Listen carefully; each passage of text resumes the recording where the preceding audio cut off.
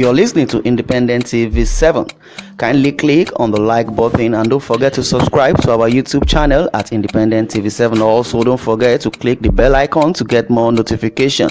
Thanks for watching. The question is, did Igboho, which is Sunday Igboho's lawyer, do the right thing? So blame Yoruba elders for not intervening for Igboho.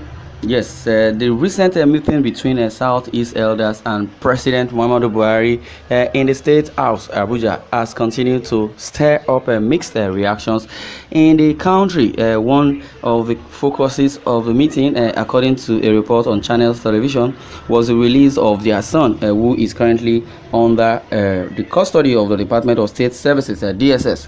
The leader of the indigenous people of Biafra, Mazen Nnamdi Kanu, has stirred up many waters in the country over his agitation for secession before he was eventually arrested to continue his trial in the Federal High Court in Abuja. Despite all the charges against Nnamdi Kanu, Southeast elders have, however, continued to plead for his release or pardon. And one cannot ascertain if this plea is to maintain peace in the southeast region or because Kanu could lose in court and face persecution. There have been several complaints on why the issue of Sunday Igboho has not been of concern to either the Southwest leaders or elders. Some people have argued that Sunday Igboho seems neglected and ignored in Benin Republic, where he is currently being detained. According to a report on Punch, Pelumi Olajengbesi, the lawyer who secured the release of the 12 aides of Sunday Igboho, and one of the lawyers of the Yoruba rights activists, has called on Yoruba elders.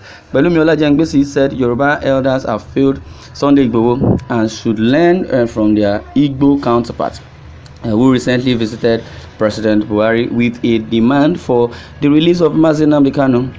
He described the intervention of Igbo elders as a show of communal and tribal loyalty to one of their own, Mazen Nnamdi Kanu. The lawyer said the move underscores the calculated compassion of the Igbos to one of their own, even at the risk of opprobrium and scorn in the federal circles.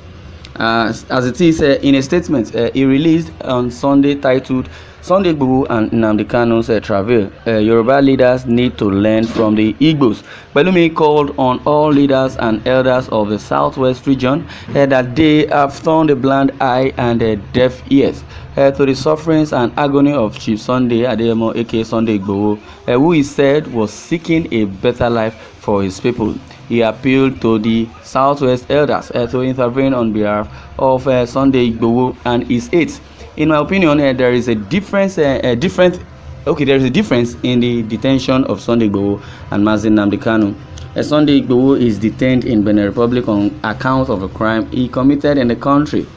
How would Southwest leaders intervene at such?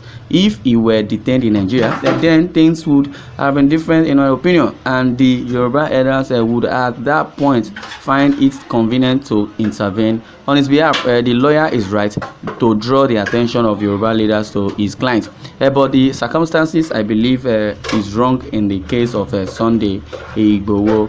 Yes, that is what it is. Maybe Sunday Igboho would have been, released, or better still, the Yoruba elders would have intervened, same vein as what the Igbo counterpart are doing right away, trying to, plead or dialogue with the president of the country, Buhari, just to, give an order for either Sunday Igboho or Nnamdi Kanu to be released, which is very easy to be done. But as it is, when the Buhari will reply, according to what he replied, he said that it's a difficult situation. Though he will look at things the way it is, then Sunday or Nnamdi Kanu would be definitely released, but it will take a long process. But notwithstanding, from wherever any comment is coming from, whichever way, and everybody has his opinion, and you are entitled to your opinion, either good or bad. It was Fulani government holding Igboho down in Benin. So Yoruba elders should hold Fulani APC government responsible. Definitely it should be vice versa. In fact, the public is under manipulation. Many a time lawyers use sentiments to hoodwink the public into unnecessary sentiments. Some time ago, the Igbos were blamed for not urging Kanu when he was caught in Kenya, as the Yoruba lawyers trooped out to Republic of Benin in the guise of a courage building for Igboho.